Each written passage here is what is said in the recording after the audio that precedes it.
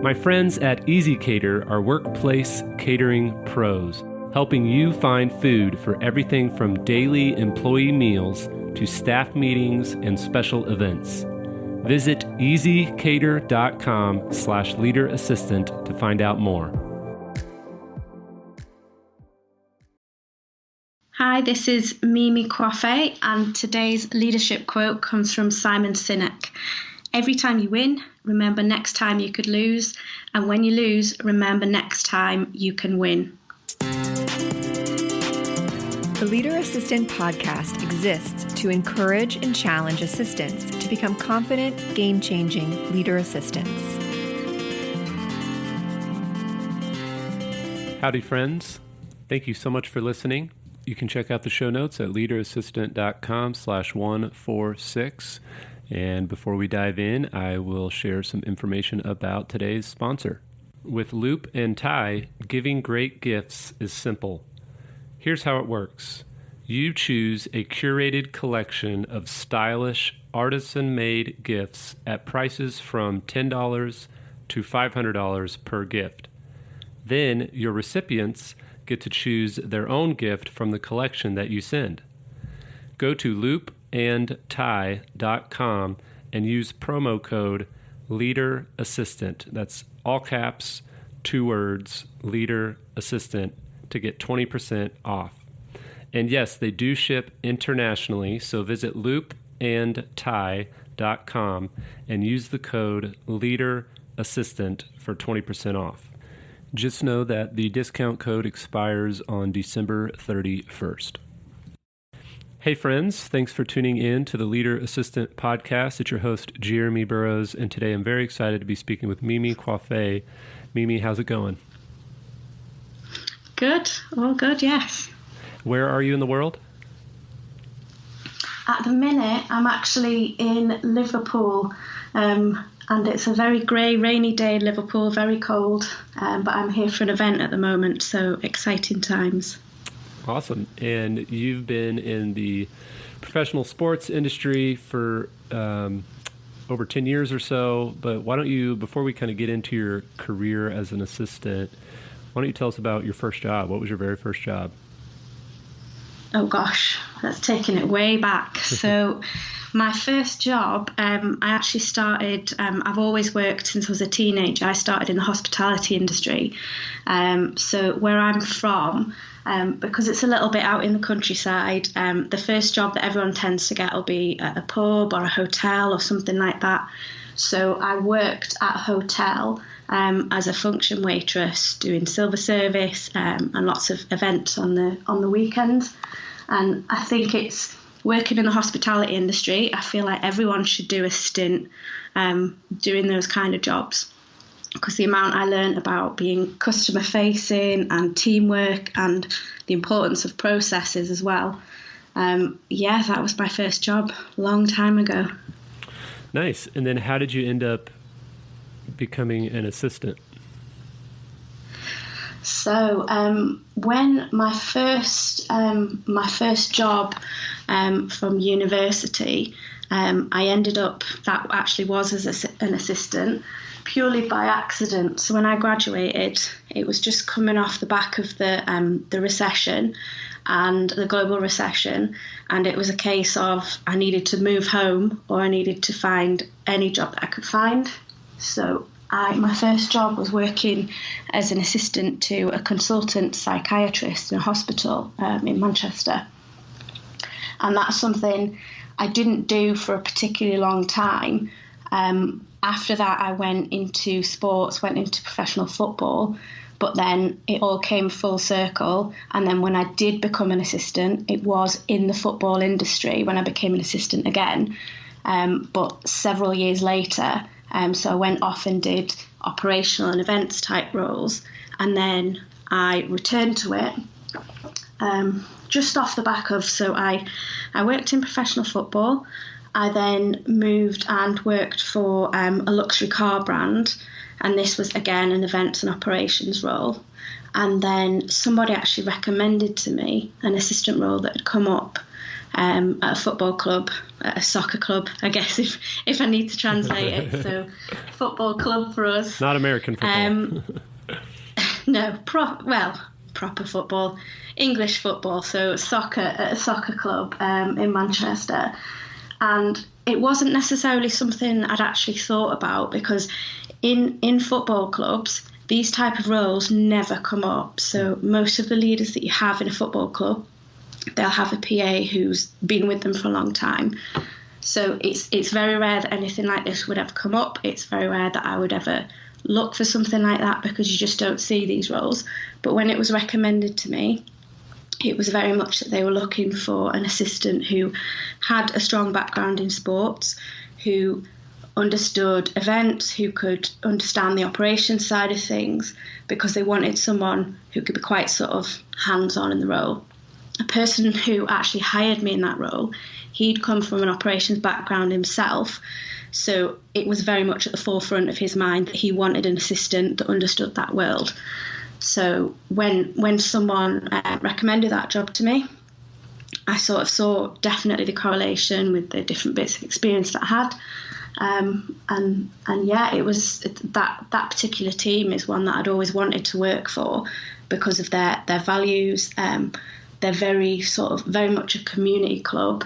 And it was someone who, if you'd asked me at any point in my career about working for them, I absolutely would have bitten your hand off. So a lot of it was just kind of everything lined up. Someone recommended it to me, and it ended up being a fantastic opportunity, and I was there for just over 5 years in the end. Wow, that's amazing. So you worked, I'm sure, at some very high-profile live events, for world-famous sports organizations. And, you mentioned also you had some event planning experience in your career too, so I'm sure that was very helpful in working for the football programs. But do you have any fascinating or funny stories in your time at these high-profile teams or events? There's lots that I couldn't possibly share. It's very much kind of that everything is. None of it's quite as glamorous as you would expect. Behind the scenes, everyone works so hard, and it's essentially, yes, we're putting on these big events and doing things all over the world, but it's still that everyone, no matter how big the stage, it's still the same as doing anything that's sort of less high profile, less exciting. One of the events that I do always like to mention, just because you can't make this sort of stuff up. One of the events that I got to work on, it was in the build-up to the London 2012 Olympics.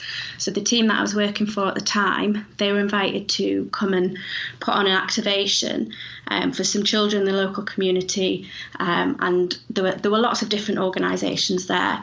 And Michelle Obama was actually there, and her husband was president at the time. And one of the activations we got to do was we had to set up a penalty shootout between, we had SpongeBob SquarePants in goal, and Michelle Obama and David Beckham both took a penalty against SpongeBob SquarePants. So they're the kind of events that you get asked to do when you work for a football club, that you're not expecting to be asked to do those kind of events. And that one was really interesting, because we had, the event was largely attended by local children from that area of London, but we had, because obviously it was the First Lady there at the time, I remember we had sort of surrounding the vicinity, you had all her personal security, and there was quite a lot of them, but they have to make themselves not visible. And I remember my boss at the time saying to me, that there are people in the bushes behind us. It's nothing to worry about. It's just controlling the event. Don't turn around. Don't make it obvious that they're there. We don't want, we don't want the children to be worried or for anyone to notice it. And the whole time I was stood there, I was thinking, I want to just have a look. I know there's people behind there. But yeah, it all went well, and it was a great event, but just such a random thing to be asked to do. It was all good fun.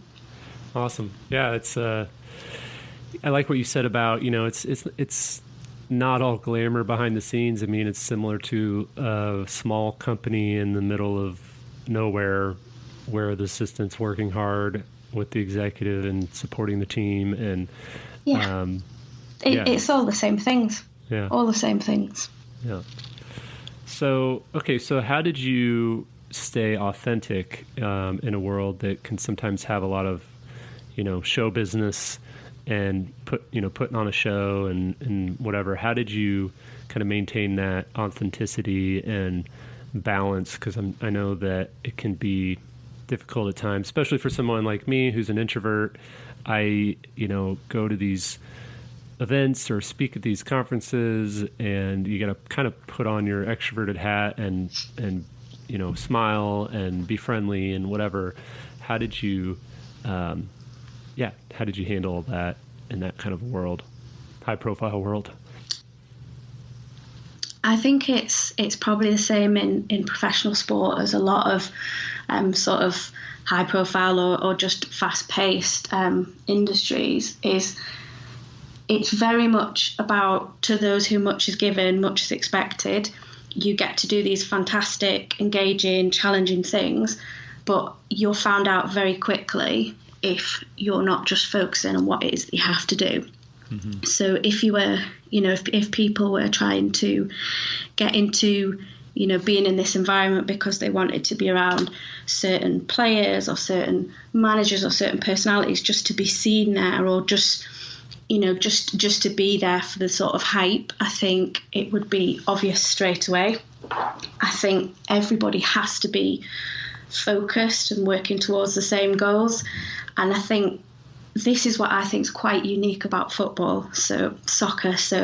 And it's probably the same in any sport, is that the way that we would all know what is expected of players when they're on the field, about how they need to work cohesively in a team, about how they need to not take it personally if someone else has got centre stage or being given a specific responsibility, about being able to sort of stay focused, to have stamina and just be able to maintain momentum, work under pressure, all those sorts of things. Everything that we would all know as general knowledge would be expected from players and athletes is very much expected of the staff who are around them as well. So I think, to go back to the question of how to stay authentic, it's about just reminding ourselves that we're all just people doing things. It's, the captain of the team, the manager, us as staff doing things behind the scenes. We're all just people doing things. Mm-hmm. So as long as we're focusing on how do we work cohesively, how do we continue to grow, how do we continue to be efficient, then whoever you are is in terms of your personality and what you bring to the table, I would expect that you've been hired to be compatible with the people around you. So in my career, certainly, there's always been space to be who you are. It might be that you're an introvert, you're an extrovert, but it's sort of not massively relevant. It's about how everyone performs when they're together. I remember one of our team psychologists saying to me when I was quite new to a role, and she was explaining to me that essentially where you go to recharge your batteries and rejuvenate, that's how you know if you're an introvert or an extrovert, because I couldn't have told you which one of those I was, because I think I flipped between the two. But she said essentially, when you feel like you need to top yourself up, do you want to be around other people? I know definitely, if I look at one of my brothers, when he needs to unwind, he'll go to the pub or he'll go and see his friends and do something.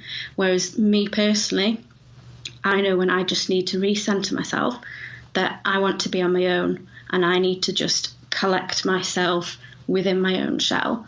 And I think that's something, as long as we're working cohesively as a team, I think there's always space for everyone to be exactly who they are. I think that's credit to some of the organisations and some of the leaders I've worked for, but also to the way sport itself is set up as an industry, that you can have that space to just be who you are. And as long as you're showing up, you're doing the work, you're bringing your growth mindset, and you're not taking things personally, then there is space for everyone to thrive and to be who they are. The same way that players on the pitch. They're all different personalities with different strengths and different things that they bring to the table. Awesome. Love it. So how do you not take things personally? What helps you in that area? So this is definitely something, I have to be honest, this is something I've learned through my career. Certainly in the early days of my career, when I didn't realise at the time, but when I look back on it, I probably didn't have that skill to start off with. It's been very much from feedback. So again, I have to credit some of the leaders I've had around me who've, when I have been given feedback that, maybe I could have handled something better, could have handled something differently, could have phrased something differently, or, I've never been given really sort of strong critical feedback, but there have been times where I've been pulled aside and told, someone wasn't happy with the way I'd done something. I think it comes from that trust of, my old boss used to call it having psychological safety. So again, it's part of the culture. If you're in a culture where everybody feels like they have that psychological safety and the trust in each other, that if my boss, or even in times when I've had sort of challenges or feedback come from colleagues, if you have that trust that they're not out to get you, they're not out to cause a problem, like thinking about it rationally, everyone is in that organisation, is in that project team, is working with you, they all just want it to do well. There's no rational reason why anybody around you is going to want anything you're working on or collaborating on not to do well. So it's about, I guess, having that level head and having that culture and trusting the people around you, that if someone's giving you some feedback or, asking you to do something differently, or even if they're saying, one of the hardest ones I've always found is, I've always been in an environment where everyone can sort of have ideas and everyone's got a seat at the table. But maybe if you've suggested something and a few suggestions have come about and then they go with someone else's suggestion, I think it's about having that awareness that it's not about you, it's about the idea, and it's about whether this idea or this way of approaching things is going to fly or not, or whether it's the right time for it or whether it's the right fit for it. So I think it's a lot about having that trust, to not take things personally, that everyone's working towards the same thing. But also I think it's important, I know you touch on it in your book, when you say about, making sure you're practicing that self-care. Actually, part of that for me, self-care, as well as nourishing yourself, is making sure you dedicate that time to growing yourself and developing yourself. So doing that personal development and making sure that you're always bolstering your confidence and the way that you look at the world and the way that you interact with people. I think that is also important as well, to not take things personally, because even times where, not everyone who meets you is going to like you, but even when there are times where someone specifically, where it might be about you, that you rub someone the wrong way, or the way that you operate rubs someone up the wrong way, even in those times, there's always a learning in there, even in the worst possible feedback, or where someone has got personal with you. The way to not take it personally is to say, it's about the things that we're doing, and I do believe that there's always a grain of truth, even in the worst possible feedback. So it could be that something you've done has left room for something to be misinterpreted, or you've not shared enough information to fully paint the picture, that has then allowed someone to turn it into something negative, which isn't your responsibility. But I do always believe, there's a learning in there with every single possible thing, but you can't take it personally, because it's about, what is it we're doing? What are we trying to do? Or if it comes to it, how is this broken down? Yeah, well said. Very well said. Thanks for sharing. How do you, so kind of a little bit related to that, how do you focus on caring about people? So there's a balance between, don't take things personally. It's about, we're all here together to get this stuff done and to meet our goals. But how do you also care about people, versus just checking things off the list or making it too much about, the tasks at hand? I think it's about, the thread running through everything I'm saying is that just keeping that awareness that we're all just people doing things. Everyone has their own concerns, their own things that they need to get done.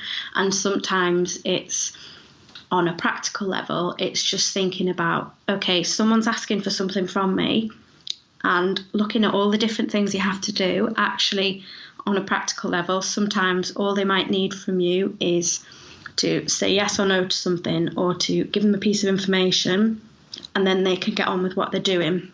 So I think it's about, on a practical level, having that recognition that everybody has their things that they need to get done, and actually in ticking someone else's things off first and then allowing them to continue moving forward with it, is that going to derail your workload, your time, your priorities? And if it's not, that's something I always try and spot first, is on a practical level, how I can help people.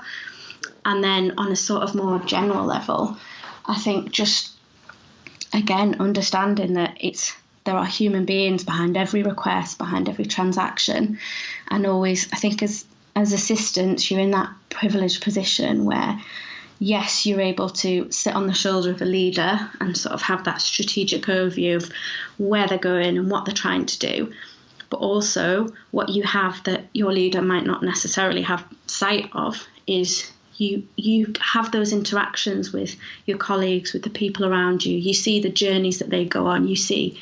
So I think as assistants, it's being able to sort of pay attention, I guess, because I think I always say this is one of my sort of lines that I find myself saying a lot, is assistants, I feel like we all have this superpower of being able to switch from high-level strategic view, which is what sort of the leadership team in an organisation would use, but then we can instantly switch to detailed view, to spotting the details, to seeing if somebody's not okay, to seeing if something's being missed.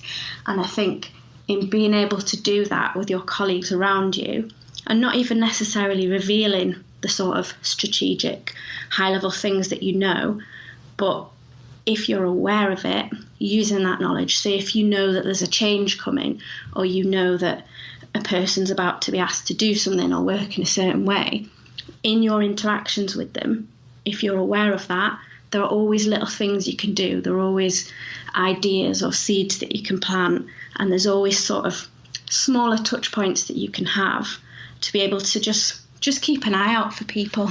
Because I think once we understand that we're all there trying to do the things that are going to get us where we need to be and get our things done and make us fulfilled, once you understand that, that applies across the board, whether people are being, whether it's a positive interaction with you or a negative. If you can always keep sight of the fact that that person is trying to achieve these things in their context, that is whatever it is. And I think as long as you understand that, and you understand that about yourself and everything you're trying to do, that helps you, I think, to be able to protect your bubble, to do what you need to do for your executive, your leadership team, but also to be as helpful and positive in your interactions with the people around you as well. Well said. Love it. I'm just sitting here soaking it all in, Mimi, so thank you. So, Mimi, what makes an assistant a leader? So I would say always knowing what to do is what makes an assistant a leader. And I feel like this is the thing that wherever you are, whoever you're around, whether you're dealing with, people more senior to the business or your colleagues or whoever it is, the assistant is always the person they look to, and they just assume that you'll always know what to do. And I think part of it is, as an assistant, always being able to give the impression that you know what to do, even if you don't. But I think what can make an assistant what makes an assistant a leader is having that sort of presence of being reassuring to everyone around them, being reassuring. So knowing, it might be if someone's asking you difficult questions that you're not at liberty to discuss, being able to handle that situation and have a conversation so that so that the people who you're talking to don't feel like they're being shut out or they're being sort of fobbed off in any way. And I think knowing where, very often if something changes quickly or there's an emergency or something just needs to happen at the drop of a hat, very often it's the assistant that people look to say, can you fix this? Can you get this? Can you find this? Can you find this person? Can you make this happen? And I think as the assistant, just being someone who's good at life, someone who knows how to not show panic on the face if indeed that is what you're feeling, or someone who is, you're very able to flex, and just if the plans change, you just roll with it and you just know what to do and you know who needs to be notified and you understand your processes so that you can make things happen without causing problems further down the line, so that you can have the right records, the right paper trail, and you can make the appropriate decisions. So I think being an assistant, definitely knowing what to do with people, with processes, with situations. I think that's another one of our superpowers, is just being able to be that safe pair of hands, or give input when it's appropriate, and I guess, just knowing what's appropriate as well, what the appropriate ways to respond to a situation, and when to get involved and when not to get involved. And I think it's so powerful being able to do that. And that's the time where people will look to you as the leader, because it might be that you're leading by example, or it might be that you're giving some advice, or it might just be that you're getting on with it and putting everything in place so that other people can do what they need to do. But the fact that you already know without being told, that's what makes you a leader, because you keep things ticking on, you keep things moving, you keep things agile without someone having to give you that instruction. Yeah, I love it. A leader assistant is someone who just knows what to do and what's appropriate and how to handle things. So, yeah, well said. Well, Mimi, is there anything else that you wanted to kind of wrap our conversation up with, like anything you want to say to assistants all over the world listening right now? Just, I guess, don't forget your value, because especially now, especially with the way in the last couple of years the world has changed and evolved, and especially business and the way that people work in so many different ways, and from people I know and things I've seen, more and more the role is about being able to bring in different areas of expertise and pick up in that area and try this other thing and support this department. So I guess just it's a really exciting time to be in this kind of role, because there's so many different things we can do. Like I've found in my career that it's being an event manager and operations manager is very much interchangeable with being an assistant. So I just think, as much as possible for everyone to remember what they bring to table, and as assistants, just how valuable we are in joining everything up. Yes, we are definitely the key to an organization's success and an executive's success. So, yes, I agree. So, all right. Well, Mimi, thank you so much for being on the show. Is there anything or any way that people can reach out and connect with you if they want to say hi and thank you for being on the show? I'm quite easy to find on LinkedIn. As I understand it, there's only one Mimi Coiffait on the planet. So if you look me up and spell it correctly, you'll definitely get me. I'm not particularly visible on any social platforms. I'm not the best at that. So definitely LinkedIn is the place if anyone wants to say hello. Perfect. And I will put that in the show notes so that people don't have to worry too much about spelling it right. And, try to spell my name. Yeah. And I appreciate it. Again, best of luck to you. And hopefully someday we can meet in person. I was supposed to go to London right before COVID. And, of course, we all know how that went. But hopefully someday I'll make it to that side of the world. Absolutely. That would be great. Don't forget to check out our sponsor for this episode, loopandtie.com. Use the code LEADERASSISTANT, all caps, 2 words, LEADERASSISTANT, at loopandtie.com for 20% off their holiday gifting. And we will talk to you soon.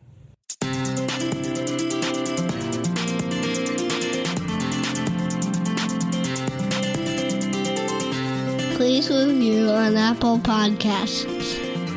GoBulls.com